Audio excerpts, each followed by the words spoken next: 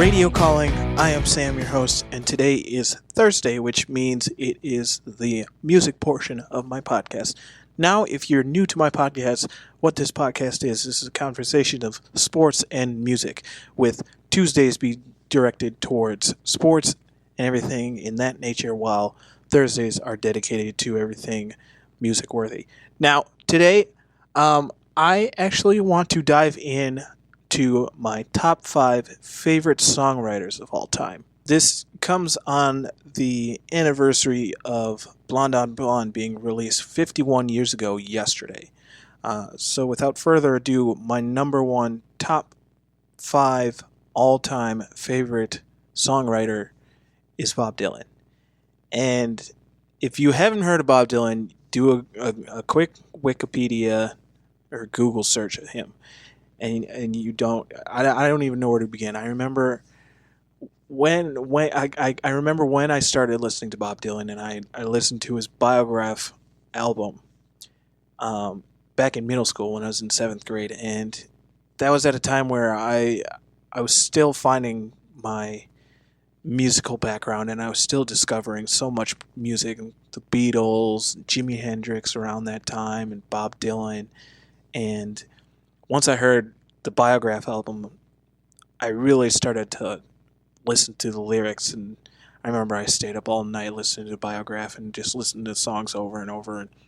And there's three discs in that, and in that kind of box set, and I listened to all of them throughout the course of a night. And I remember I just had those songs stuck in my head over and over. And then once I got older, I started to get more of appreciation for Bob Dylan. Jimi Hendrix was a big influence on me, and I realized that Jimi Hendrix was big into Bob Dylan, so I figured I should get into Bob Dylan, and I never looked back. I've always liked anything that I've heard of Bob Dylan's.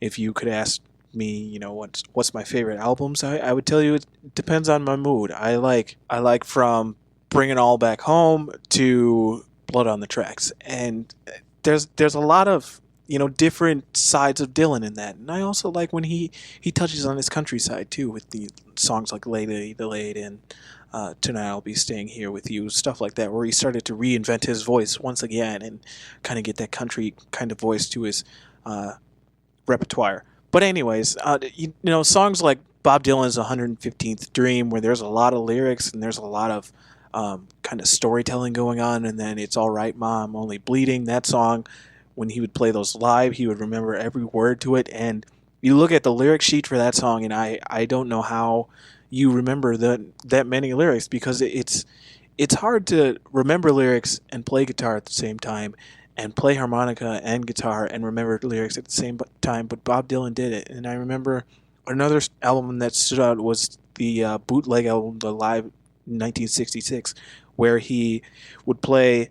His first set would be acoustic, where he would play, Mr. Tambourine Man, Garden of Eden, She Belongs to Me, those kind of songs. And then his second set would be with who would later become the band, Them, and they would just play straight rock and roll, and a lot of fans really hated it because Bob Dylan was a folk singer to them, and they didn't want him to become this rock and roll star and go into the rock and roll era, so to speak.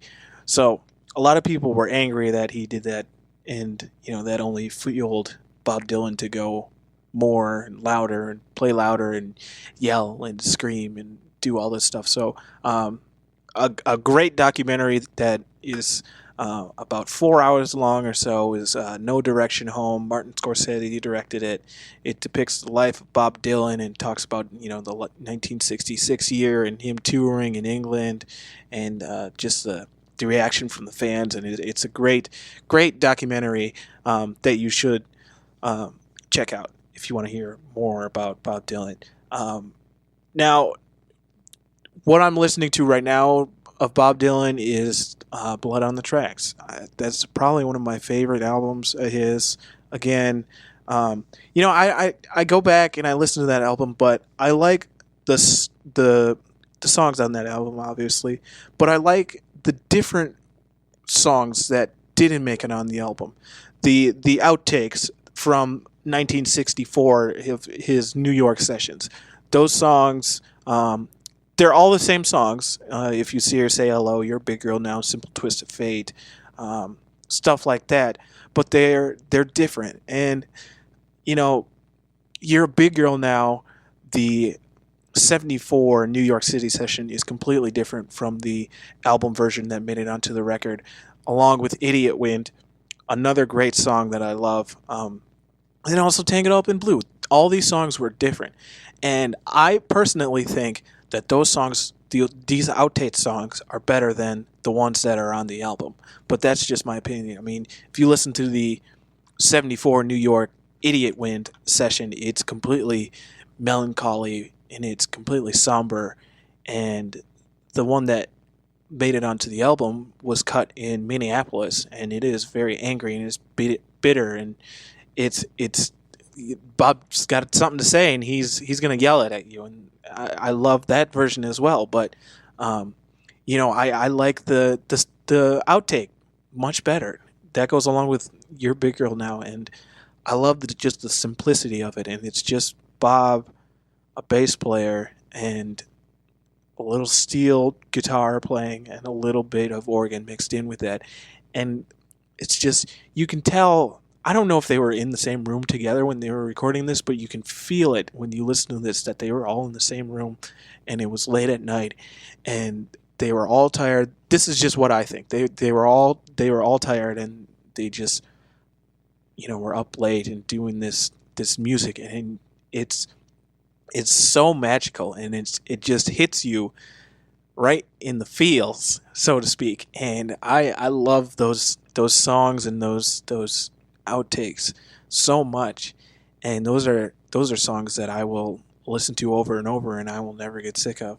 So good luck trying to find them on YouTube or online. There, Bob Dylan's estate is very strict on the copyright rules of YouTube and Daily Motion and music players like that. You can find, I'm sure you can find it on iTunes. I haven't looked on iTunes. I'm not sure if they're on Spotify, but whatever I can find without getting copyrighted, of course. I don't want to get copyrighted for any of this, but I will try to put that in the description below. Now, my number 2, and as I digress a little bit. As I was putting together this list, I was thinking of, who do I love that are great songwriters and great people that can write a song, but can also touch so many people. And a lot of these people on my list are storytellers, and that's one of the things you have to do as an artist or a songwriter. You have to tell a story, or you have to depict a picture in someone's mind of what you're trying to convey. And my number 2, Bruce Springsteen, does this on so many different occasions. Jungle Land is one that sticks out in my mind, and then bunch of the stuff that didn't make it onto albums. Zero and Blind Terry, that made it onto the tracks bootleg. A bunch of that stuff. And then there's one that didn't even make it onto the tracks bootleg that I feel is like Zero and Blind Terry, and it's kind of got that Jungle Land feel. And I will put that in the description below because Bruce doesn't really care much about the copyright for YouTube. It's called Evacuation of the West, and it was recorded in either late 1972 or early 73, and it was intended to be on the Wild and Innocent and E Street Shuffle album, but it never made it onto that album. And again, I like the simplicity of it. I like the story that's being told throughout that whole song, and I love the organ played on that song. Danny Federici, who I love when he played organ, just completely kills it. And his organ playing was something that went along with music and complemented music so greatly, and his talent is very missed, and we lost him to cancer, of course.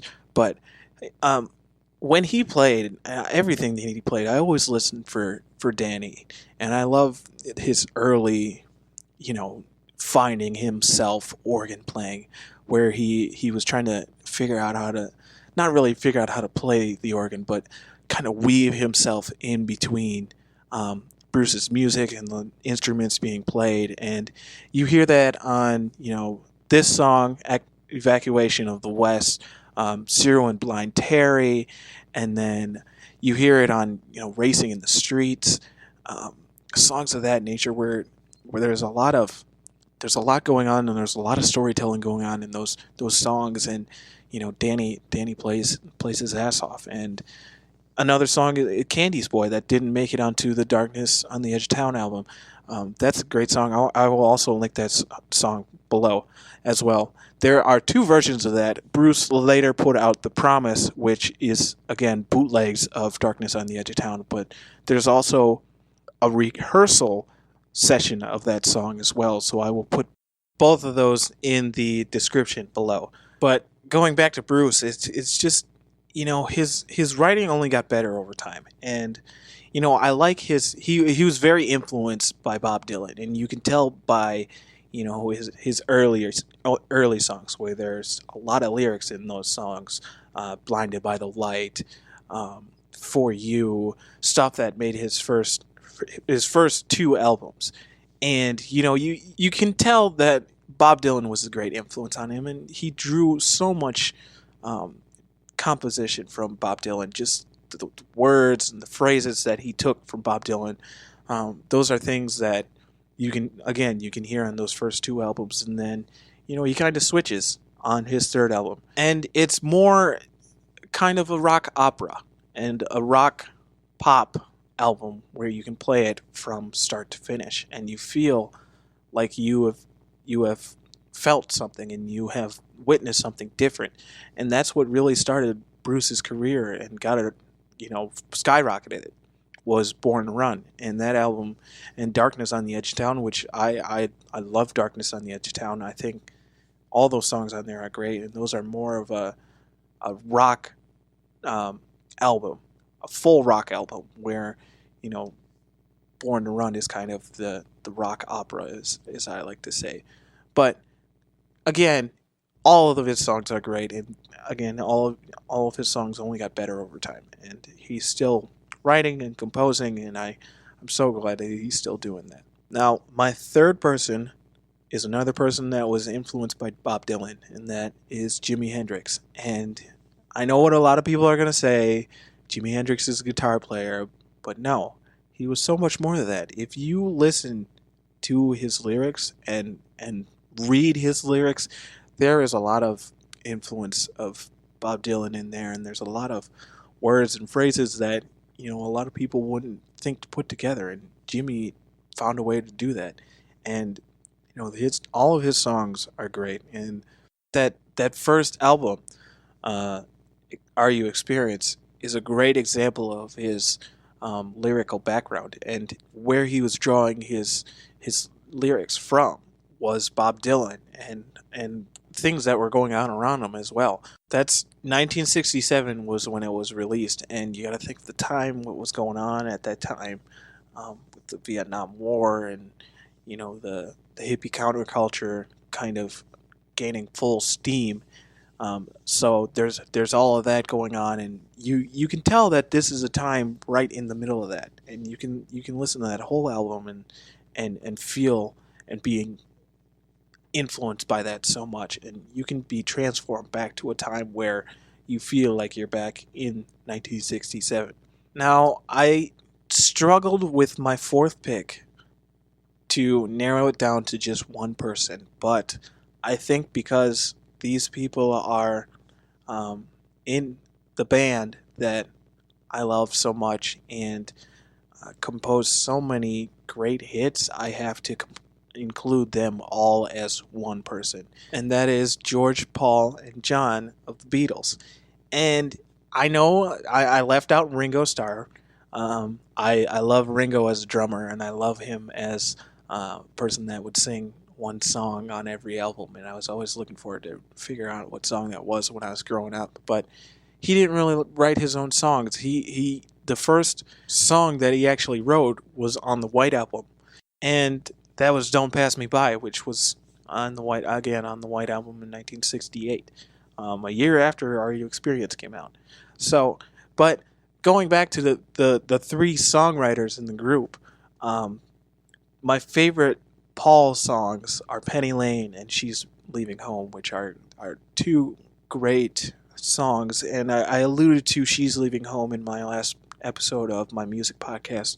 Um, just the simplicity of the orchestra, and just the whole story that's being said throughout that whole song is just fabulous. And then Penny Lane has always been a song that I love. Just again, the simplicity of it, and the whole melody of the song, where it goes from major chords to a minor chord in change, and then you kind of have that dark and ominous feel, but then it goes back to major chords and you get that happy kind of feel again. And that's just genius writing, and that's genius composition, and genius lyricism. Now, my favorite John song is "Lucy in the Sky with Diamonds." That is my absolute favorite song of his, and again, that's another song that paints a picture and really, really tells a story behind those few minutes of that song. My favorite George Harrison song, it's a toss-up. I love "Within You, Without You," a song where he only was present on, and really was the catapult to show his lyrical ability. And there's a lot of phrases that he took from his mentor, and it's just a fabulous song. And this very weird song, but if you get past the kind of weirdness of it and just focus on the lyrics, it's just a great song. And then my second favorite song of his is actually a tie. "Something" and "While My Guitar Gently Leaps." Now, "While My Guitar Gently Leaps," I love the White Album version of that song, but when the Beatles went back and after George had passed, they had the Cirque du Soleil Love performance, and George Martin and his son went back and actually found George Harrison's demo version of that song, "While My Guitar Gently Weeps," where it's just him and a acoustic guitar, and it's just him kind of mapping out, how this song goes, and playing it just acoustic by himself. And they took that version and they added an orchestra to it, and George Martin composed all that music for it, and it really plays on the words of the song, and it really capitalizes on how George's songwriting was kind of built, and he kind of formed that song. And I will link that in the description, because that's one of the songs that's under the Beatles Vivo account on YouTube. And then "Something" is a song that I love. I love the guitar playing on that. I love the lyrics in that, and it's just a simple song, but it says so much. And a lot of these songs that I've mentioned are very simple, but they say so much, and it's just a fabulous song. And I know George has stated that he hated Frank Sinatra's cover of that song, but I love that version that Frank Sinatra put out, because it really plays on the words and the feels of that song. But side note, anybody want to take a guess on all the people that covered George Harrison's "Something"? George Harrison stated that this was his favorite version. It was James Brown. Of all people, James Brown covered "Something," and it was George Harrison's favorite version of that song. So I just wanted to put that in there. I'll put that in the description as well, because that can be found on YouTube. But anyways, I mean, George was a great lyricist, and it has been said by several people, Frank Sinatra being one of them, "Something" is probably one of the greatest love songs of all time. And I will agree with him. And it is a great song, and I love that song so much. So those three are my number 4 on my all-time favorite list. Now, rounding it out, Billy Joel. I can't tell you how many songs of his I love, because it's impossible. I am so excited to see him. He's coming to Wisconsin. He's coming to the Lambeau Field of all places, and me and my buddy, my best friend Tim, who was on the show a couple weeks ago. We're gonna go see him in June, I believe. So I'm excited to see that. And I've never seen Billy Joel live, so that's going to be a great treat. But let me just say this. I am very happy that we did not lose Billy Joel when we did, because Billy Joel was going through some tough times, and he drank a bottle of furniture polish and tried to kill himself. And thank the Lord that he did not, because that would have been a great tragedy. And I don't think the songs that we have now would be produced, because he would have been gone. But I love My Life. I love New York State of Mind. Piano Man is always a great one, but that gets played so much. But You May Be Right is one that I love. And Billy, he was a great lyricist, and you could tell that he was influenced by so many people like Bob Dylan, and kind of the story writer type of people that would paint a picture in their stories. And I love how simple those songs are, and how much stuff is in those songs at the same time. Just the Way You Are, My Life, Piano Man, of course, She Got Away. Oh my goodness, I love She Got Away. That's one of my favorite songs of all time as well. And it's just, there's so much of Billy Joel's body of work that is just too great. And I've asked my friend Tim this. I've asked him what is his favorite Billy Joel song, and he's always said it's tough.